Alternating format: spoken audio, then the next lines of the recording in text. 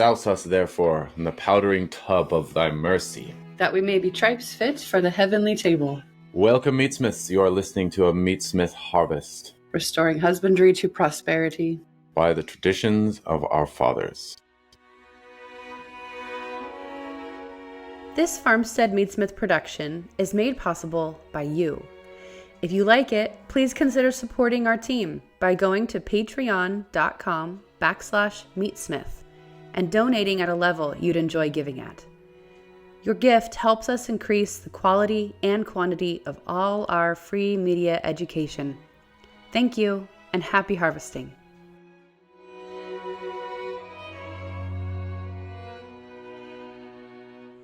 Hello, Meatsmiths, and welcome to the Meatsmith Harvest Podcast. I'm going to move my camera around here a little bit.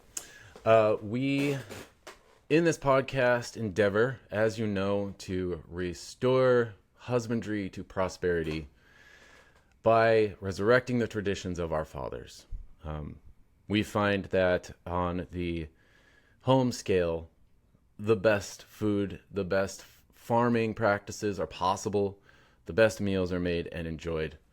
And so we're always trying to go back and uncover traditions that might have been lost.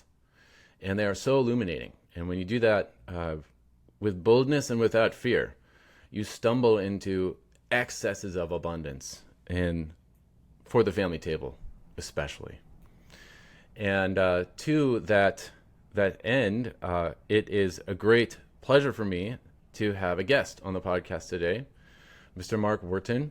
And he is, this is the first time that I've had the pleasure of meeting Mark, and it seems to me like he is one of those extraordinary individuals who's doing the incredibly ordinary thing of raising a family, producing food, and endeavoring by the grace of God to get to heaven. And I just think when you've got some those ends ordered, you have the conditions for extraordinary living and great beauty. And so I'm pleased to introduce Mr. Mark Wertin to you all. Welcome, Mark, to the podcast. Yeah, thanks for having me. Yeah, this is really something I was looking forward to, chatting with you. I think our journey with homesteading, pretty soon after we started, we were introduced to you and your work. And so to be, 10 years down the road now, it's just wonderful to be able to be a recipient of all the instruction that you've put online and given us. And we were introduced to you through a friend, Jay Armbruster, who stopped by our place unannounced one day, and he was wearing a tux. It was very intimidating because we weren't sure what was going on. He announced that he was a private investigator, and then we were really confused. But then my wife thought we were probably, going to have somebody come take our kids away from us and do the whole thing, because we were homesteading on a very, very busy road. And to do something out of the ordinary, when you first start, you're always just a little bit concerned about what other people are going. And so when this private investigator stopped by, she was very, very nervous. But he put her at ease when he said, I see what you're doing here, and you're homesteading. And at the time, we had portable chicken pens in our front yard. And that's why he stopped, because he wanted to start doing that. So we were able to meet Jay. And he said, I know how to kill pigs, which is one thing we were hoping to get into. So he actually invited us out to his place, and then he introduced us to an Anatomy of Thrift video series, and from there we took off. And those first few pigs were definitely, we would watch the Harvest Day video the night before to get our bearings, and then we would go for it. And then the next day we would watch the side butchery video and then go for it. And it was very touch and go at first because, like you said, a lot of it is just by feel. So in order to gain that feel, you have to, make a lot of mistakes and kind of get to that point. But we are indebted to Jay and Betsy Armbruster for welcoming us into their journey, as after they had taken a class with you. And since then, they have introduced a lot of people to hog slaughtering in general, but just the meat processing at home, and it's just been so great to know him and to journey alongside you guys in this process of getting to where we are now teaching the community around us, but also our children. And we have 7 children from age 13 to 9 months. I don't think we're done yet. I believe there's still 1 or 2 more. God's will be done. We'll see what he wants to do, but it's just been amazing experience. And so to be able to talk to you is just really, is really great for me, and I'm excited to do that. Yeah, it's such a great pleasure to have you on, especially the connection through the arm bristers. I think that if they took a class from me 10 years ago, that was probably one of the first or the second classes I ever taught.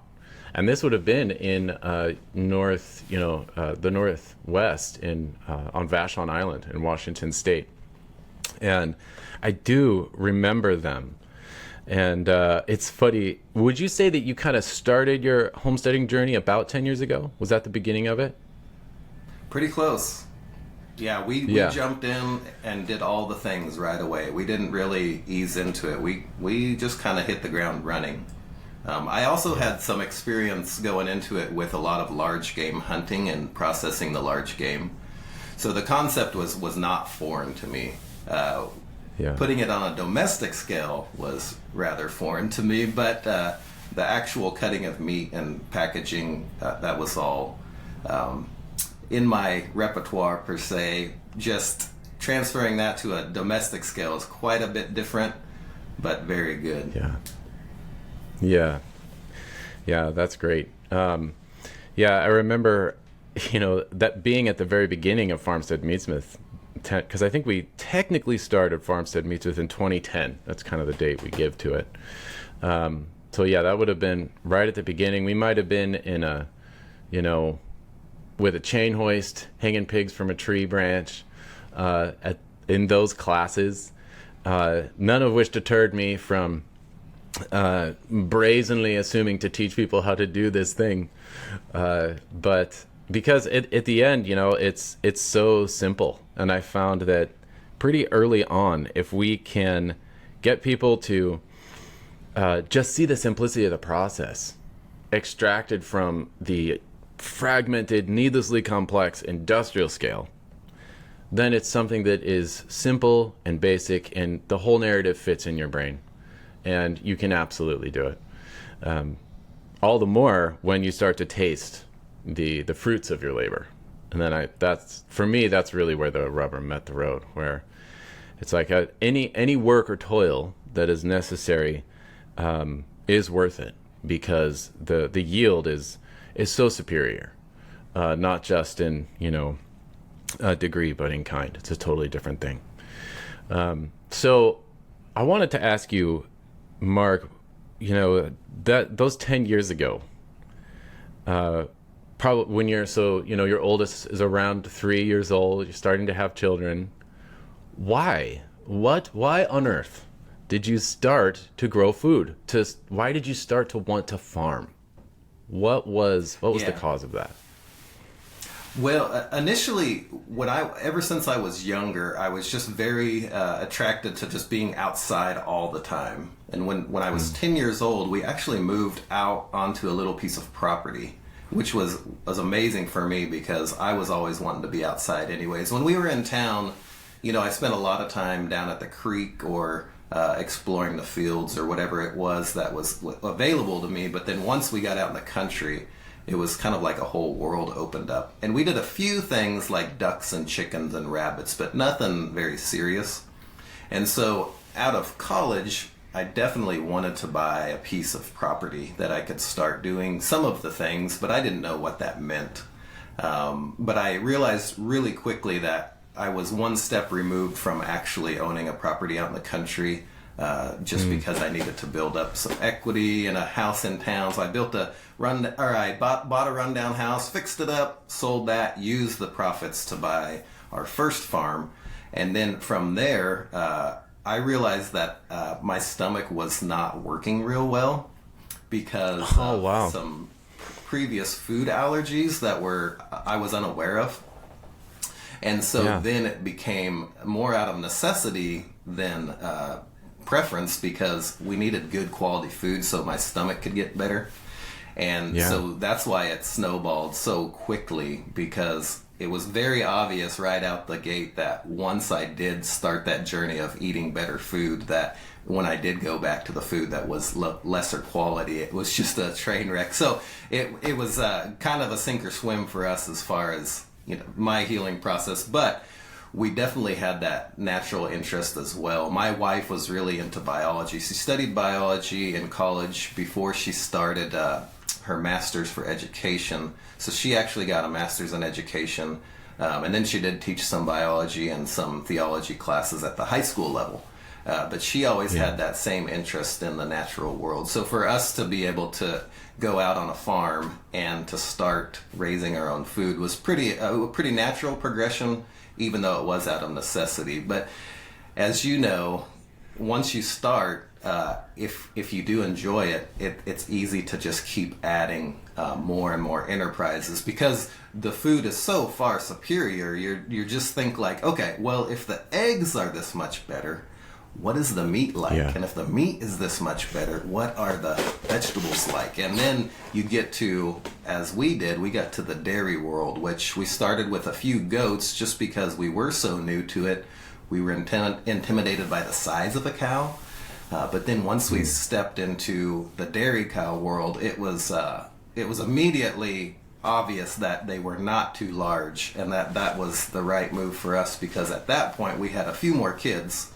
And so the goat milk does not go as far as the cow milk does, because you get to the point where you're rationing, and that's the worst feeling as a father, to be able to tell your son or daughter, no, you cannot have another glass of milk, because we wanted them to be able to drink as much milk as they wanted. And also we didn't realize with the goat milk it's a lot harder to handle as far as making butter or yogurt or the different dairy items, cheese. It's very different than cow milk. So once you step into the dairy cow world and you start getting the cream separation to make your butter, that's so much easier. The yogurt sets up so much nicer. The cheese is much easier to handle. And our kids did not necessarily enjoy the goat milk. I think it's fine. I still milk one goat for myself, and then I have the Jersey herd that we have that I milk for the rest of the family. And to be able to just have milk all the time, for them to be able to take it and drink or make butter. My 13-year-old daughter now is to the point where she'll make butter and then make cookies, usually is what she likes to make. But all of the things that come from being a dairyman. And we've just really settled into that lifestyle, and it's been amazing for us. And you've talked about, the acquisition of virtue, and being a dairyman really brings to light a lot more of those virtues that are available for you to grow in, because you are so rooted to your place. And also, when you have a dairy animal, that's a daily commitment. It's not something you can skip. It's every day.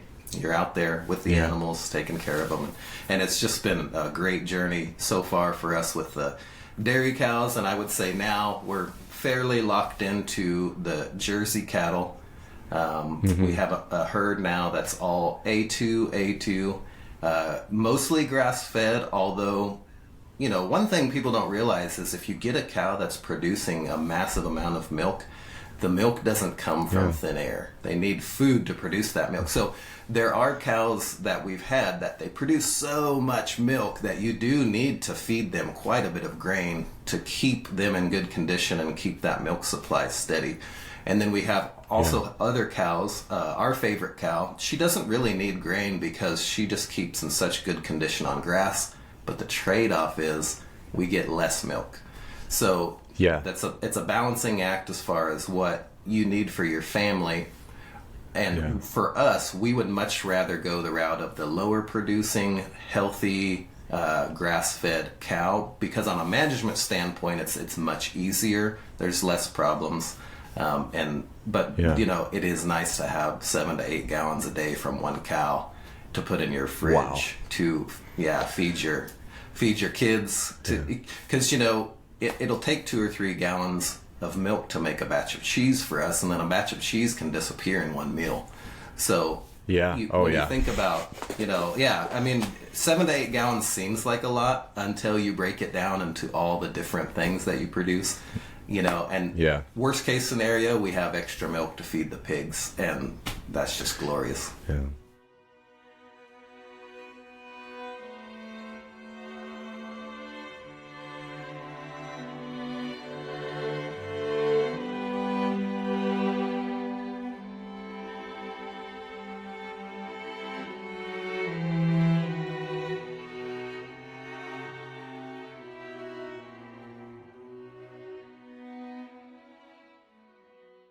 Interesting you framed it that way, because we're always contemplating getting a dairy cow. We have been for like 10 years, and it's at this point it's probably reprehensible that we don't yet have one, with all of us drinking. So we buy so much milk. Fortunately, there's a couple people around us that are milking cows, and we buy milk from them. We probably, when we can afford it, which is reason number 8,205 to get a dairy cow, we can, we're probably we buy 9 gallons at a time. Okay, so we're probably getting like 14, probably 18 gallons a week buying the milk, because we limit ourselves to those ingredients that we can acquire that are of a high quality. And when you do that, as you know, you end up eating massive quantities of good things as opposed to a great diversity of food in smaller quantities that are less nutritious. So for us, it's like, I always say it's very boom and bust. We slaughter a pig and we are just eating tons of pork for about 2 months only. And milk is the same way. It's like when we have it, it's just it's a mainstay of our diet. But yeah, you mentioned, so it seems like the decision to grain your cow, because this is always a thing that, you see people debating, and they come down on both sides, for various reasons, usually nutritional reasons. But it seems like what you're saying is the way you decide whether or not to grain your cow or to just do grass and hay, is not based on necessarily, well, I want the quantity of milk that comes from a grained cow, as opposed to a lesser quantity, but more a matter of what does the genetics of your cow require to maintain condition, to be a healthy cow. Is that right? Oh, that's totally correct, and it depends on cow to cow, because you can have cows from the same genetic line that are going to have a different gut capacity as their so-called brother or sister, and so they would be able to carry the amount of grass that is required to nourish them and produce the milk. But then you have, other cows, they don't have that large gut capacity, so that they're going to be eating less grass just because they have nowhere to put it, but they need the calories to put out that amount of milk. And so it's nice to have the ideal in front of you to work towards, but in reality, you have to work with what's available. And so for you to search out a cow that would be grass only and putting out the 6 or 7 gallons a day, there's going to be a lot less likelihood of you finding that cow in the first place, and even less likelihood of you keeping that cow healthy, because that's just an enormous amount of calories that she is putting out every day. And so you have to put the calories in order for that milk to be produced. And if you're not, then that's when the health issues arise. And I've met dairymen from different thoughts, that some want the grass-fed only, but they also have the high producers because they're selling milk. So they go to great lengths to grow fodder, or vats of organic, whatever it is, that's still considered grass-fed, but the amount of labor that goes into that system on a family scale is just not appropriate. So that's why you need to listen to your animals, their needs, and see what you need. But it's always one of those where people tell you, well, start with a good cow, which is great, that's ideal. but that good cow's not always available. So sometimes you have to start with the cow that's not necessarily perfect until you can find the perfect one. But getting into it is definitely the biggest hurdle, and then dialing in your livestock is another one. Because, unfortunately, with our parents' generation and then even their parents, they took that step away from the agrarian life. And one of the biggest tragedies of that is the livestock that they had that was suited for the family disappeared. That's one of our biggest hurdles. It always has been. It probably always will be. That is why we have breeding stock for a lot of the enterprises. Rabbits, ducks, laying hens. We have pigs that we breed. And then the biggest is the dairy cows. And then the dairy goats as well. But we just don't need as much dairy milk from the goats, so that's really a small enterprise. But to be able to have the breeding stock not only will set up our children, because 13 years old, that 5 years she could be moving out, and if she wants to have a milk cow, then for us to have that quality stock to hand on to her is a big important thing for us, because we want to continue to improve the genetics to fit the family scale, because that's going to be your biggest hurdle, is finding that cow that's meant for the family without too many concessions. So, yes. Sure. Yeah, that's a great point. And I've thought about that a lot, and it's been fun in meeting other farmers, really, from different backgrounds, not necessarily Catholic or anything, but through their work, perhaps in, ecological restoration, through farming, regenerative agriculture, that whole world, they are actually coming to the conclusion that the solution to most of what, they would describe as our ecological problems, our deterioration of our topsoil, the increased desertification of prairies and such, the solution to these things, it's not technology, and it's rotational grazing certainly helps, and that's a great tool that they use. But the sort of the irreducible unit that achieves those ends is the family, not necessarily the individual. It's the family. And so even, the human family, of course, because that's the telos of all the livestock, but even the livestock family, regarded as a family unit, that's actually the most potent restorative unit. And so just the way you describe that, it's really interesting, because that we do experience that a lot, and we've raised pigs for so many years, and there is such a thing as a family pig, and then there's such a thing as an industrial pig. And you can definitely raise industrial pigs, and they'll be delicious. If you feed them well and you treat them like pig, it'll be awesome. So they'll be great. But they are not necessarily as kind. They're not as calm. They're not as tranquil. They have some other traits that are not valuable to the industrial system. So they've been bred out. Whereas the family pig, the more older breeds, they're tranquil, peaceful creatures, which makes sense in the family, because you're already chasing your children all over creation. You don't want to have to add your sounder of pigs, chasing them all over the place to try to contain them and keep them within the salutary bounds of your management. And so I've wondered, it seems like the answer is kind of what you're doing. Insofar as we can, we need to have families of livestock on our property to encourage succession. The more succession you get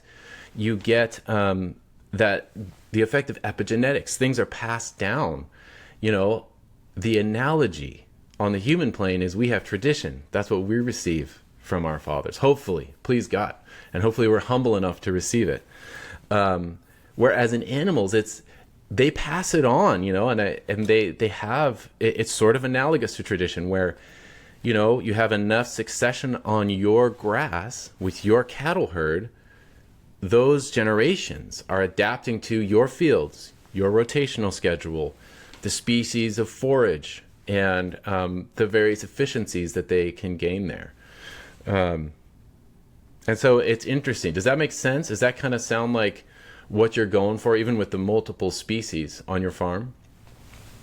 Yeah, because you take stock from a commercial operation and it doesn't fit. It's it's the old square peg in a round hole type of thing, and so you're struggling from the start with an animal that's not even fit for your purposes, really, because they're meant for the high production model, whereas you're wanting just a nice healthy animal to provide whatever it is, the milk or the meat. And so to try to take that commercial stock and put it on a home scale, it's really tough. And we've had lots of experience with that, and the pig is the perfect example. When we first started with pigs, we really just had to take what we could get because there wasn't a lot of feeder pigs available. And we ended up with a very commercial line of Yorkshire, 2 of them to start with. And they weren't bad. We were used to goats at this point, and if you've ever managed goats, pigs are so much easier to manage. Yeah. But these pigs, they worked okay with our system since they were just feeder pigs. But then when it came time to slaughter, we were very disappointed because, you slice the bacon and there's just not the appropriate amount of fat to meat ratio. And so you're disappointed there. You go to cut into a pork chop and it's just not as succulent as what you were thinking. And so you kind of have this, this maybe isn't for us because it's not as good as I thought it would be. But then the next year, we're like, okay, well, let's try something else. We tried another breed, and that was a little bit better. I would say the tipping point was when we have another family. They have 7 kids.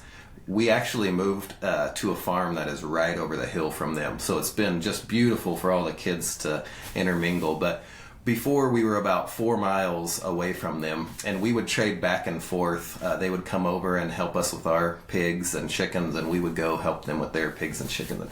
One year, they had bought some red wattle feeder pigs, and I had heard great things about red wattle, but at this point, I had tried so many different breeds, I'm like, we'll just see what happens. So the time came to process those red wattles. Well, we had actually had to go do chores for them a few months before. And when we went to do chores, one of the bullet points on the list was feed all the chicken eggs to the pigs. And I'm thinking, what? You're just throwing your eggs to the pig? But they had so many eggs, they were gone. They didn't want a surplus. So we were throwing literally buckets of eggs to these pigs. And then it came time to slaughter, and we had asked them, have you still been feeding them eggs? And they're like, oh yeah, buckets of eggs every day. And we slaughtered those red wattles, and I kid you not, the best tasting pork I have ever had in my life. And probably to this day, some of the best tasting, because it was the appropriate amount of fat to meat ratio, and they had been eating all those eggs, and it was just so delicious. And that's when the revelation of like, oh, this can be amazing. And so from there, we were able to dial in like, okay, let's try a couple different breeds before we settle on our breeding stock. We did end up getting breeding stock of the Gloucester Old Spots because for our family, that length of the loin gave us all the pork chops we needed, all the bacon we needed, all the ribs we needed, and then all the other parts from the hind and the front. And so for our family, that was the perfect pig because when we sliced into that bacon, it was that, the fat to meat ratio was like, this is it. This is the bacon for us. So we settled on that breed. We got the breeding stock. We now have the enormous sow and boar. I mean, just giant. And like you said, they are for the family because my children can go in that pen and they're not going to be at risk because they're so docile, they're so gentle. And like you said, they do get out sometimes. The latest, I was in the kitchen and we put a bunch of windows in our kitchen so we could overlook the pastures. And I'm standing there and I see this enormous pig in the pasture where he's not supposed to be. And so at that point, it's like, whoever's available, come help. We went out, they had broke a gate because it's an old gate. They broke it and they got out. But we know that those pigs are so docile that I just need to go open the gate and a couple kids can run around them and then they come back in. It's not an all-day affair of chasing wild pigs all over the countryside, which can be with some of the industrial pigs. But with this breed, they're just so gentle that it doesn't take much coaxing to get them back where they're supposed to be. So just for that alone, to be able to manage them when they do get out, because they will get out. That happens. Yep. That's key. Yeah, it's so good. The idea of domestication is so essential for the family homestead, and domestication in like the fullest sense. It really is, I think, the fulfillment of the animal's nature. They are ordered. Their highest end is to through the sort of the natural miracle of nourishment to feed us. And to actually, by that incredible power of nourishment, become us, to be totally disintegrated through digestion and become us. That's actually a noble end. And so anything that leads to that end is a fulfillment of that animal's created nature. And I think about this with, because I have the same thing. I have old spots, and I have a boar and a sow, and they're both enormous, and they're both sweethearts, and they thrive so well at being domesticated that they get very large, they get very fat without any competition, they sleep in the shade, and they're very happy, as opposed to a harassed and anxious wild pig. That the wild pig, I would argue, is it doesn't necessarily have, like, we tend to think that the wild version is the freer version. It has liberty, no fences. It's like that pig is harassed and terrified all the time. That is not a free animal, actually.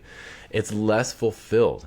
And then you get these big, happy, fat pigs that are cooperating with the management of the family farm and living in harmony with humans who, with their own we're not really predators because we're artful about the way we harvest things, but they're actually living in harmony with those things that eat them, as opposed to the wild pig that is just in constant terror and fear and anxiety and survival, the struggle to survive. We've removed all of that and just elevated the pig nature through our genetics, and now we have these glorious, large, spotted, floppy-eared, sweet, porcine creatures lumbering around our farms and eating our excess milk and whey and producing piglets. And I just think that that's a much more ordered thing. The poor's head in hand bear I, bedecked with bays and rosemary. How many people do you know who are building their home culture around seasonal harvest and feasting? Or that are hunting as you are for self-sufficiency and back to the land values? Or that share your artist's passion for human-scale meatcraft? At FarmsteadMeatsmith.com, we've created a community of hundreds of omnivores from around the world with these shared goals, and 2 major places for them to learn from and inspire one another. First, we have our semi-annual hands-on educational event, The Family Pig, here at our Heartland homestead in Oklahoma. Come meet Brandon, get your elbows greasy, and over the course of 3 days, kill, cut, cure, and cook 2 pigs completely. You'll rub those greasy elbows with other meatsmiths from around the country, sharing meals and conversations to inspire you for years to come. Secondly, for more remote learning, over at FarmsteadMeatsmith.com, we host a purely digital membership program with an archive of film and textual resources 5 years deep now. And both our on-site classes and online program include access to our most unique and rewarding private community Facebook page, Meatsmith Table, which is the only international network by and for homesteaders harvesting animals on a domestic scale using traditional and regional methods. We've been told that our classes are life-changing and the membership program unparalleled in quality and quantity. To get a taste of our education, search farmsteadmeatsmith.com and our YouTube channel for our free films, conversations, and downloads. Explore how we and other meatsmiths across the globe may best come alongside you and support you in building your home around the harvest. Please head to farmsteadmeatsmith.com today.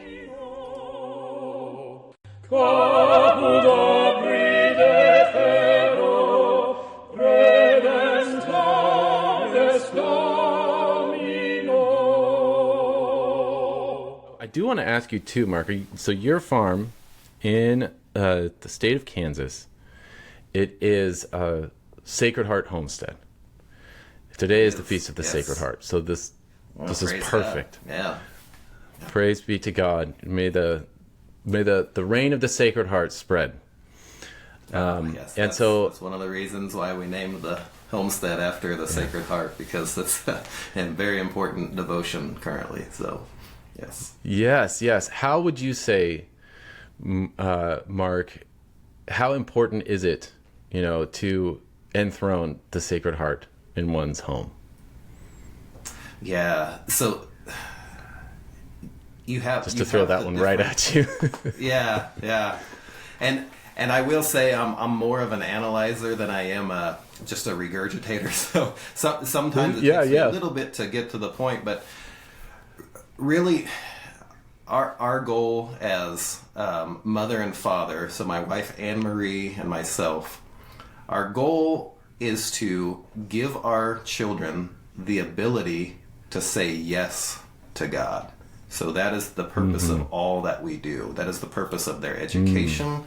The purpose of the homestead is to put them into a posture where they can say yes. Because currently, and I'll give you a little backstory. So I work part-time off of the homestead, about 28 hours a week. And I manage the facilities for the Catholic Church that serves the University of Kansas. And it's a wonderful job. I've always been a carpenter, and then into the trades, I was a builder. And so to be able to use all those skills to take care of the physical facilities where the sacraments are available to the University of Kansas is very fulfilling for me, but it's also just very practical because I'm gone Monday through Friday when the children are being homeschooled. So it's nice for them to have that little break to be able to focus. Because with me there, they want to do all of the things. For me to be gone and give them the space to have that time for education is really great. And I see these kids at the college level. I don't have direct contact with them as much as, per se, the priest or maybe one of the campus ministers would have, but I have enough interaction with them that I see that they don't always have that ability to say yes to Christ. And what I mean by that is they don't even know that that's available. They don't know that that's an option. And so for us to raise our kids to be able to know that that is an option is important to us, because we cannot force faith on them. We cannot force a relationship with the Holy Trinity on them. But what we can do is make that option available. So that is the goal of all of this, is to put them in that position where they can make that decision. Because what I see with the kids in the college level, and I work with great kids that actually come to the center, but the kids that are off, out on the university that may be just living the university life, I don't even know that they have the wherewithal or the ability to know that that's even an option. I don't think they know that's an option. They just see the world and then it stops there. So for us to be able to give our children that choice, we want to give them that choice to be like, oh, this is a reality. There is a God. I can say yes to a relationship with him, or I cannot. But we need to put them in that position that they can make that choice. And so the devotion to the Sacred Heart is to allow people to understand that the Sacred Heart is just pure love. And so the readings from the Solemnity Mass this morning that we went to before coming on the podcast here is that his heart was just so pure and so full of love and that when the soldier pierced his heart, just blood and water flowed out. And that was symbolic of the starting of the church, and also just the immense amount of love that Christ has for us. That's why he did all of the things he did. That's why he suffered and died on the cross, is to reveal that love to us, and for us to be able to help people understand that that love is there and available to you. And it is such a superior life when you understand that Jesus does love you and he wants a relationship with you, that all the things of the world should be pointing to that, not distracting you from that, but pointing to that. And so to have that ability to even see that is so necessary right now, that it's important to share with folks that yes, Jesus does love you. And it's not cliche like when we were younger, the fun songs, but that love is so pure and so genuine that when you do step into that, it's just such an amazing existence. And like you were saying, everything's cohesive at that point, because you have the family scale and everything is ordered towards the purpose of life, which is to love and serve the Lord. And it's once you do step into that life, it's just so fulfilling. You can't even imagine where you were at before, because you're like, how did I not know this existed? But it's also part of the journey. And so to be able to walk towards that, it's the same thing with homesteading. To be able to walk with your homestead and with your animals towards the certain purpose, which is to feed your family, but also to allow them the opportunity to grow in virtue, to be able to be in that posture to know that there is a better life, for sure. That's beautiful. Thanks be to God. And I was just reading in, well, I keep reading it over and over again. It's so simple, but in St. Thomas, his letter to the Prince of Cyprus on kingship, and he says, you just summarized it at the last thing you said there, but the various domains of society have different ends that pertain to their scale in a way. So like, excuse me, the town in his formulation, their end might be a particular trade, the production of some good. The city is kind of an elevated, on the higher end of social organization, because its end is to kind of supply all of the necessities for life. But going back to that irreducible unit of society, the family, the duties that pertain to the family are really simple, and it's really great when things are simple. But it's to provide a sufficiency of bodily goods, just a sufficiency, just to milk your cow, to kill your pigs, and which includes clothing, transportation, and shelter. A sufficiency of those bodily goods, and education of the children, so that, just like you said, they can live virtuously and be disposed to receive the grace of God, to love God, and be united with Him. And that even that supplying, and this is where I start to think about just the value of farming on its own. According to St. Thomas, that sufficiency of bodily goods, again, not in excess of it, not limitless options of indulgence in goods, but just the sufficiency of bodily goods, just what we need. That is the instrumental cause of virtue. So those are the instruments that we use to develop virtue.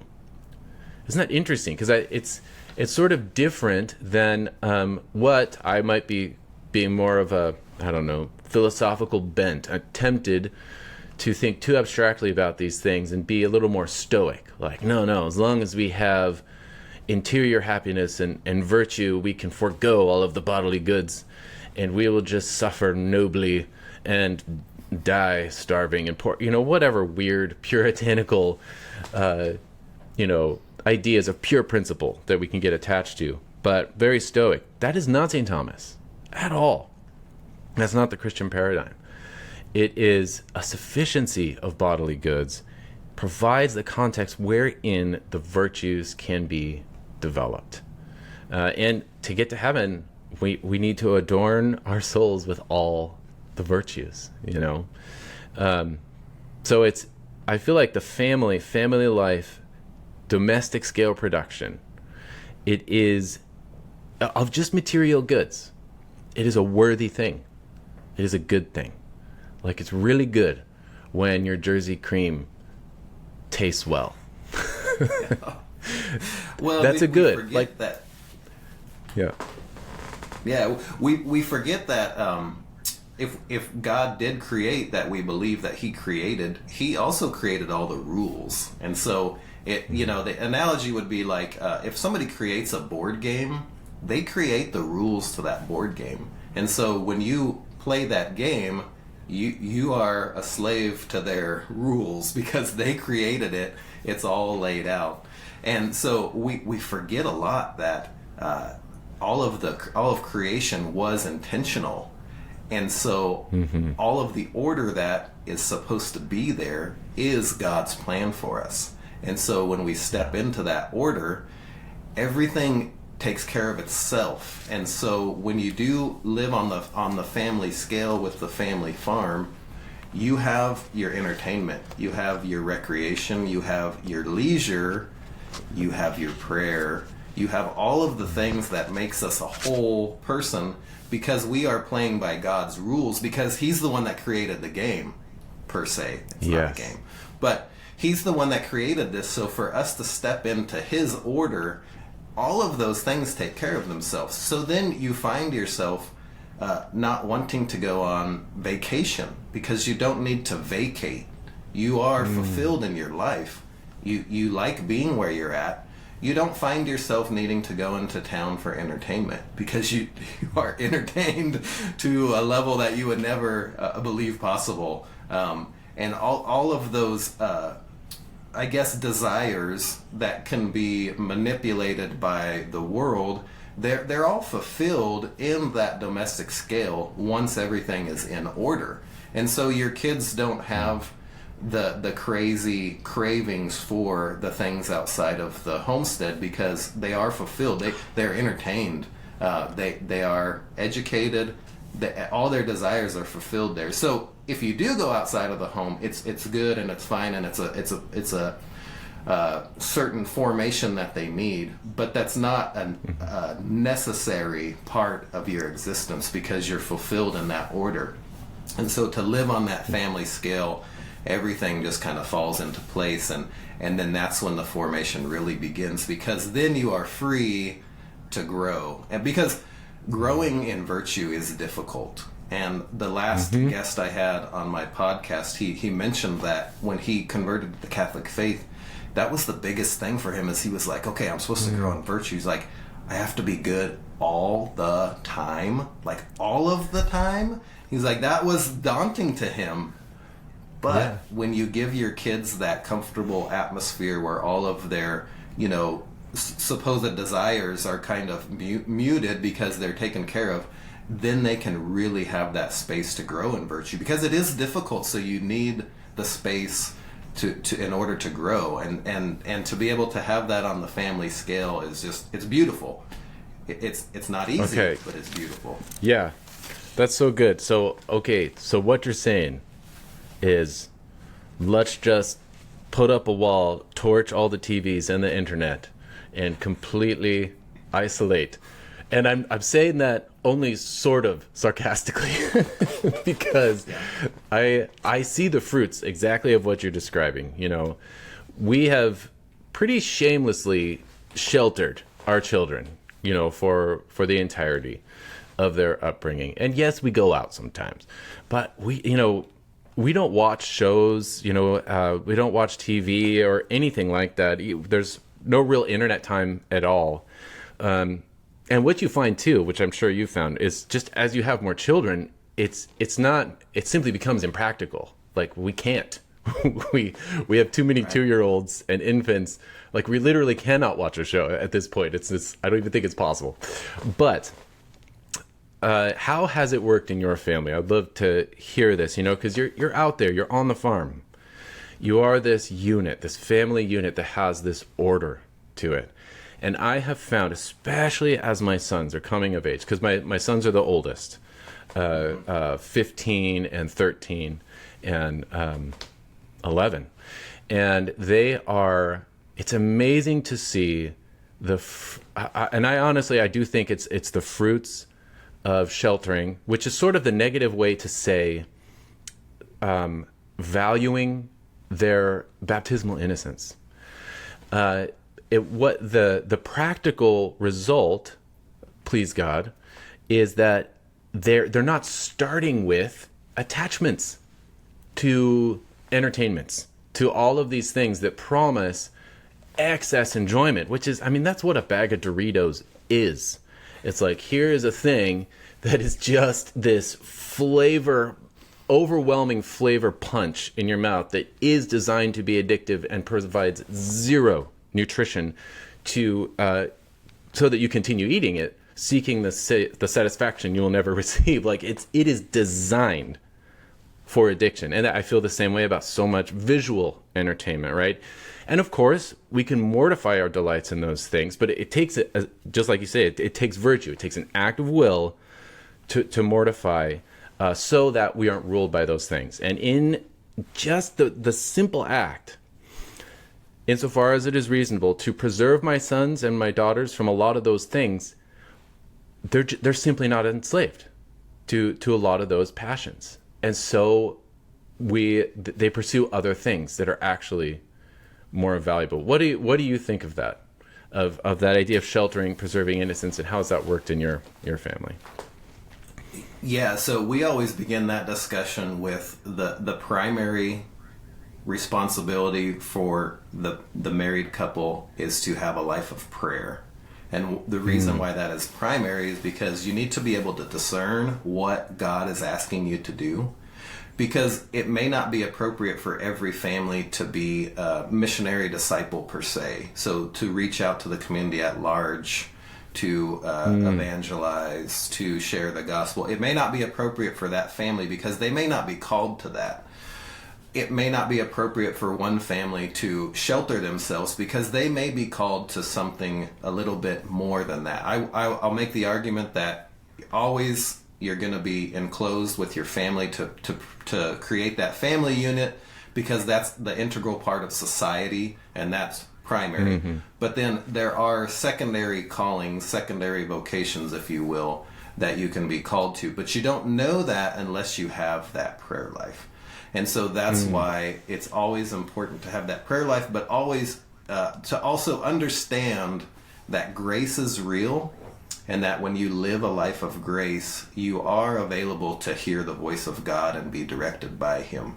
For our family, what that means is that we prioritize the sacraments. So not only do we frequent the sacraments, but anytime there is a first reconciliation, a first communion, we throw the biggest party we can because that is very primary to our life. So it is difficult to roast a whole hog for a first communion celebration, but it's important for us to show our kids that this is the most important thing we can do right now and to celebrate that very excessively so that they understand that yes, this is the life we choose to live, and we choose to live a sacramental life.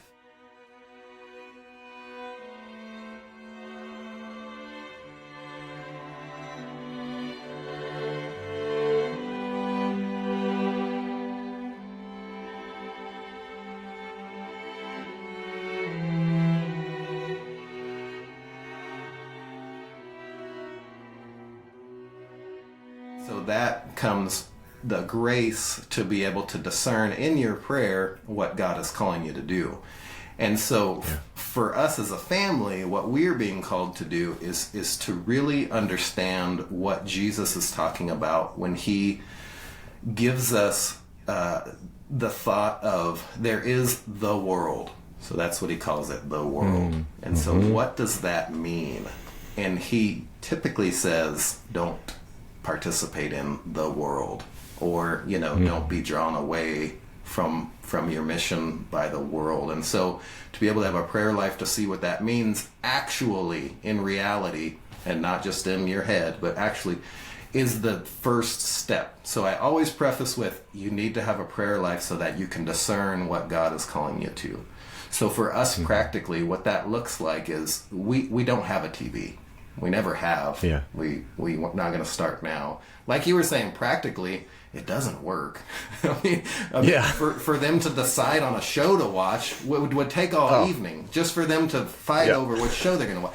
And then when they do watch the show, then they don't want to stop, and so they don't want to go to bed. Or, all of a sudden, the normal parts of your day of stopping to pray a rosary becomes a burden because they want to go watch TV or whatever the vice may be. And it is a vice. I'm not gonna walk softly around that. A lot of these things are the world. They are a vice, and we need to be aware of that because they are a distraction from raising good, holy kids. The other part is we have to be extremely prudent about who our kids spend time with, because really my job as a father, for my sons specifically, for my daughters also, but specifically for my sons, my job is to get them to their 18th birthday when they are ready to go out on their own, if they choose to do that, without those addictions and vices. Specifically, currently it's pornography, and that is... If I can get my sons to their 18th birthday without having exposure to pornography, that is my number one goal. Because like I said, I do work with the college crowd. I see what it does to them, and I think people are finally starting to come around to realize just how damaging that is. Yeah. Even in the secular world. Yeah. Oh, yeah. Even the secular people are realizing it now. Praise God. But for me to be able to prudently discern who my sons hang out with so that they're not exposed to that. Because, everybody has their device now. I don't call them phones anymore because people don't even make phone calls on them. It's a device, and I would say it's a demonic device because of the fruits. So you have to look at the fruits of these devices. They're bad fruits, therefore it's not of God. So you have to...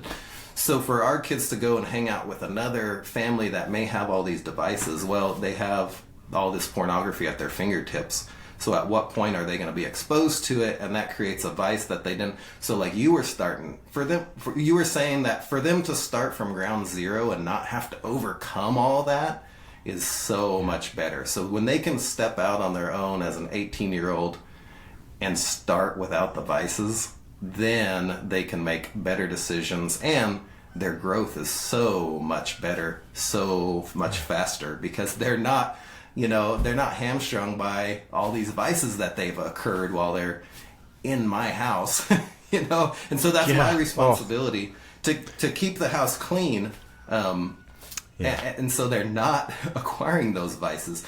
And when the rubber meets the road, there are things that our kids are attracted to that are not necessarily good, but that's just part of being a human being. It's not all, I don't want people to think like our kids just float around and they're just constantly, virtuous beings. That's not even close. Yeah. But they do. Yeah. Well, I mean, even when you do your best to exclude those forces that you're talking about, the phone, the screens, and the excess use thereof, you still have plenty of vices to deal with, because we've all got concupiscence. We still have plenty of appetites to subject to reason. There's plenty of work. There's plenty of work to do. It's great to hear you say that. Because that's how we've run our household, and it wasn't even necessarily a very premeditated, because we're converts to the Catholic faith when my oldest was 2 years old, and then we weren't really catechized for 4 or 5 years after our conversion. And so it's very much learning as we go, and God has supplied for our defects so generously by his grace. And I remember reading, and I think this is the erroneous mindset, from John Milton, because that's who I studied in graduate school. And John Milton has this text called Areopagitica that he writes against the idea of censoring books. He writes against censorship in general. And he has this line in there that I used to subscribe to. He says that the knowledge and survey of vice is necessary to the development of a true virtue. And I think he is perfectly, absolutely wrong. And that is, to me, codifies what I think is sort of the error that we can fall into with our children. It's absolutely wrong. When you look at, even Aristotle knew, no. A virtue is a good habit, right? It's something you do repeatedly over and over again. And at first, just like you say, it's difficult, it's painful, because you are mortifying. You're killing a particular appetite you have for a thing. So yeah, it's gonna hurt. There's an internal death to self of some appetite for something, and that's gonna hurt. But the more you do it, it gets less painful, and then it gets doable, and then it actually, when you have really acquired the virtue, it becomes delightful. And that's the life of virtue. And so I just think that's such a pernicious way to put that. And you hear that today. I want my kids to go to school maybe so that they can be exposed to the world, so that they're not shocked by it or something, later on, or traumatized. You'll hear those arguments. This idea that it's good to be exposed, in some way. And I just think that it's perfectly wrong. Instead, you can arm your children. You can strengthen them with good habits, with virtues. Then they will be strong enough to go out and see the goods that the world has to offer, these, sensual gratifications, whatever it is. And they already have the habit of not being addicted to those things. So they're already strong. And that's how I think, it's so important to make that distinction between innocence and ignorance. Because what you're not arguing for, what I'm not arguing for, is to keep your children ignorant. You have to talk to them about the final cause of the marital act. You have to teach them at appropriate ages what their bodies are for, and what chastity means, what purity means, what the contract of marriage means, so that they cannot be ignorant, but still innocent of the vices. And that kind of innocence is actually their strength. That's their strength, because they know the rightly ordered use of all of those things. Yeah, because the primary fault with that statement, the primary fault from that statement from Milton is that we do not have the ability to know what's good, true, and beautiful. So what he's saying is that we need to be exposed to the bad in order to know the good. And that's the fault of that statement. And it's very much from Satan, because he has twisted reality to make the argument that, no, you really need to experience the mistakes in life in order to choose the good. But that's inappropriate, because we were created to reach for the transcendentals, good, true, beautiful. We were created to reach for them. We don't need to know the opposite to know the good. That's a faulty assumption. But also, it's an enormous temptation to lead a life of debauchery before you make a conversion to live a good life. It's a terrible misunderstanding of humanity. And I hear that from the parents around us all the time, of that concept of, well, no, we need to expose our kids to the world. And I'm like, well, but that's not what Jesus asked us to do. It's actually the opposite of what he asked us to do. And so I'm going to listen to Jesus, because that's where my faith lies, in his wisdom, because he was God made man. But I'm not going to allow that concept of we need to let them make mistakes in order for them to know what's good, because that's a faulty assumption. Also, my wife and I always say we don't want our kids to be normal, because Yeah. we look at the kids around us that are, normal, which there's a big difference between common and normal. I'd like to say that right now. Just because something's common doesn't mean that it's normal. So I would make the argument that our kids actually are the normal ones. They're uncommon, but they are the norm because of they're living the life that they were created to live. And so for that argument to stand that you need to expose your kids to what's common in order for them to be socialized or whatever the excuse they use. It's like, no, because I don't want my kid to be common because I see what that is, and that's not what Jesus is asking of us. And also it goes back to the concept that your kids will take after you. So if you are, XYZ, your kids will also follow that suit. And that became a reality for me once I stepped into the seminary, because pre-seminary I had the ideas that, these kids that are in public school are normal, and the kids that are in the private school maybe somewhat normal but a little bit skewed, and then the homeschool kids are just weirdos. And that was kind of my assumption going in. So then you go into a seminary setting where there's all the different backgrounds. And so these kids come in, and I had a couple friends that were homeschooled, and they were completely what I would call socialized. They were fine to be around. They were just normal human beings. But then there were also a couple brothers there that they were just weirder than weird. And they were also homeschooled.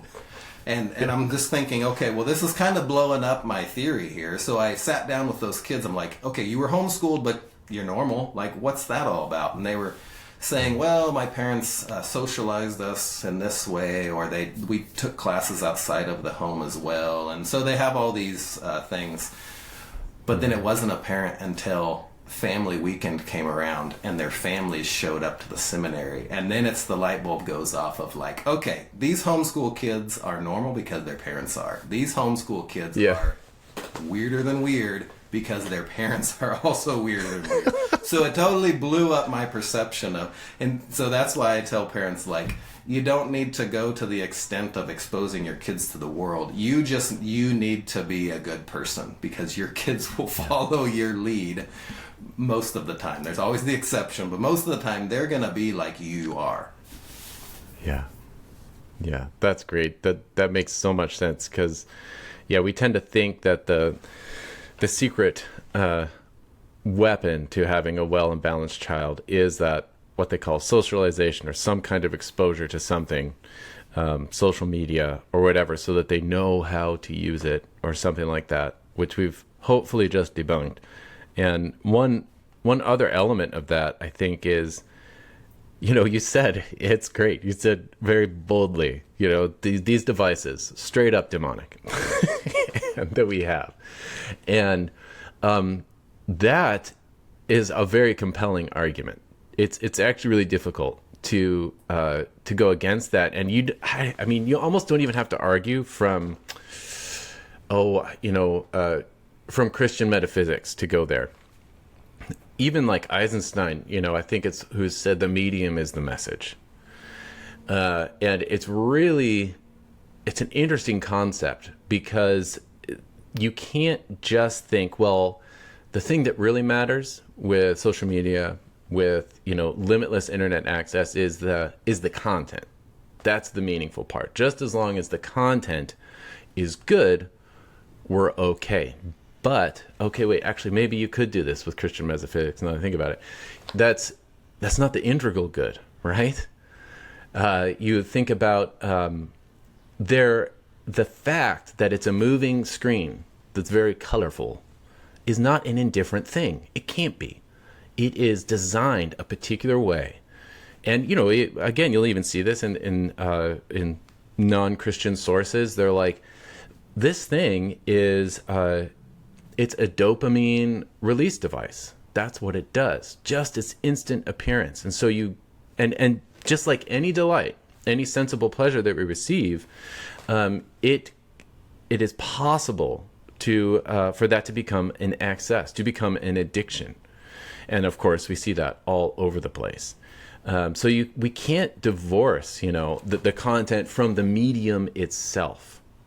And I think at the very least, if we're going to live with these silly square devices, it is like absolutely necessary that you learn how to fast and mortify the delight you receive, not just from the content, but from the medium itself, which means you have to fast from the device, I think as a bare minimum, to living in this world with these things. Yeah, because whether you want to admit it or not, they're a presence in your life when they're there. Perfect example is we have a little green light on our router in our home, so when the Wi-Fi is on, there's a little green light, and my wife she's like, I don't like that green light because I know what that signals, and it's not good. Yeah. So she turns that off as much as humanly possible. Which is, we've had that discussion of, do we just need to totally get it out of our house, which goes back to it's very impractical to homeschool currently without having some sort of Wi-Fi connection because there's so much available there. But we've just become, we've entered into the stance of, we use technology for our good. We do not let it use us. And that's just totally a different lifestyle, completely different, that we use the technology. And like you were saying, when I get home, I leave my phone in my truck. So my phone is for my job in town. And so it stays with my job in town. I don't bring it into the house just because it is a presence. Whether it's off or not, it's still there. It's a presence. And you'll see your kids, they'll reach for it.